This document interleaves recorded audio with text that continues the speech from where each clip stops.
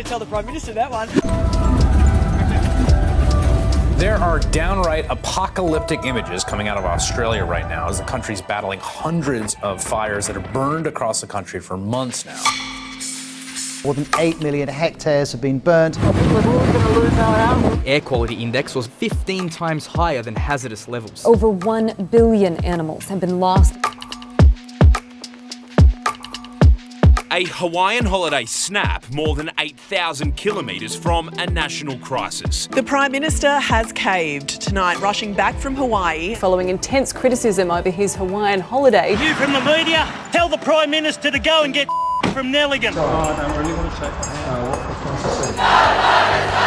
Scott Morrison's resilience is being tested, wedged between a public protesting for stronger action on climate change and some Conservative colleagues who continue to question the science. What is the evidence that you are relying on? I'm not relying on evidence, Hamish. I am saying... You're a climate change sceptic. You believe this has nothing to do with climate change. Explain that. Just let yourself go.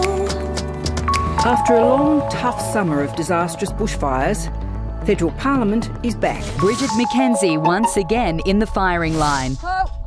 Yesterday, I resigned my ministry. If there's a spill, Koshy, then I'll put my hand up. Labor's accusing Scott Morrison of being part of the decision-making in a program the Auditor-General has heavily criticised. It's good to see that the Canberra Press Gallery is back to politics as usual with Parliament coming back. Yeah, thank you. I've answered your question. I said no. The growing health scare, the respiratory virus outbreak coming from China. The mysterious coronavirus. COVID-19 can be characterised as a pandemic. This is a once-in-a-100-year type event. Many thousands of Australians will lose their jobs. My call to spread kindness, not coronavirus. Authorities are tonight scrambling to track down thousands of people who were allowed to disembark a cruise ship that docked in Sydney riddled with coronavirus. Today, we are introducing a $1,500 per fortnight JobKeeper payment. Australia is in recession, and it's the most severe one on record. Melbourne is about to go into lockdown. Follows Victoria's soaring coronavirus case numbers. Pressure is mounting on the Andrews government to come clean on the hotel quarantine debacle. You won't be able to go to the pub because the pub is shut.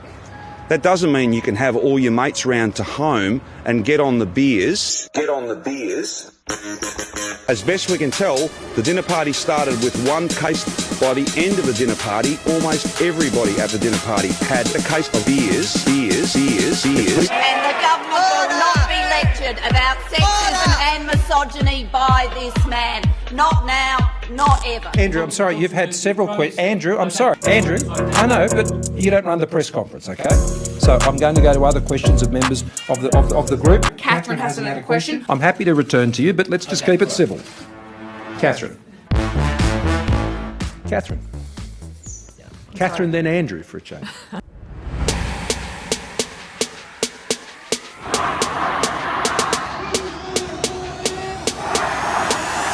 A day of anti-racism demonstrations is underway. Calling for justice for Indigenous Australians. In solidarity with global demonstrations sparked by the death of George Floyd. And I say to them, don't go. No one should be going to that protest tomorrow. Black Lives Matter! Black Lives Matter! This is about the subjugation of the First Nations people. No justice! No peace! It's up to everybody just to get behind us, and we've got to walk this walk together. We've got to stop these black deaths in custody. Black Lives Matter! 10,000 people defied COVID-19 restrictions. This is an issue of equality and frustration. Australia does have its own long, dark, brutal past of oppression. One of the rarest archaeological sites in Australia destroyed.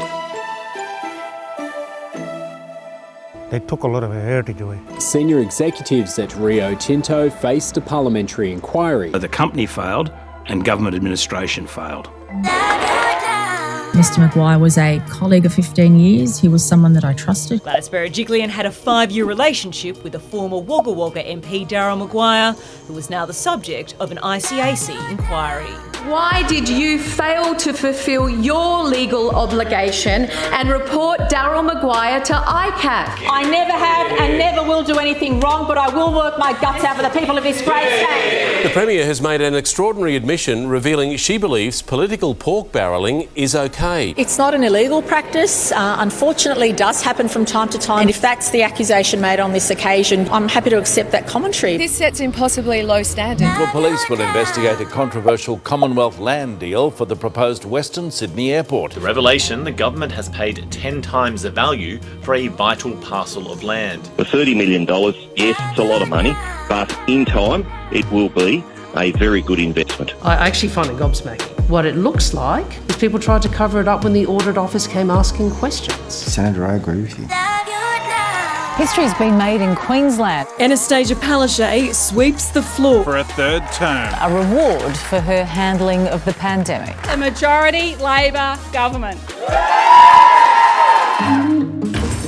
On the scale of government bungles, how does robo-debt rate? This government broke the law and you have blood on your hands. The Prime Minister's illegal robo-debt scheme harmed thousands of Australians and led to the suicide and self-harm of vulnerable people. What blows my mind is that no one seems to be held accountable. Because the Prime Minister was central to this right from the get-go, they just don't want to even stare into the face of just how bad what they did was.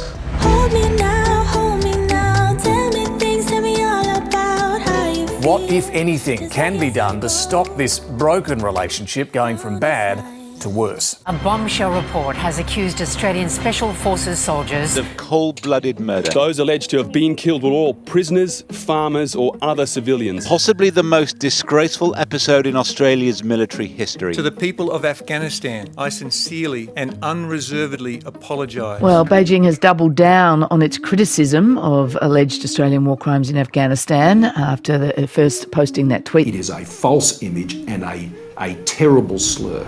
So China, we believe, was singled out for the review. We don't think it is fair. But Beijing is still fuming over our demands for an investigation into how COVID-19 started. It slapped massive tariffs on our wine exports. China wants dominance in the Western Pacific. We're in its way. It's taking us on. Hey guys, I've just reseated that. Please, off the thing. Sorry, mate. All good? That's all good. Thanks.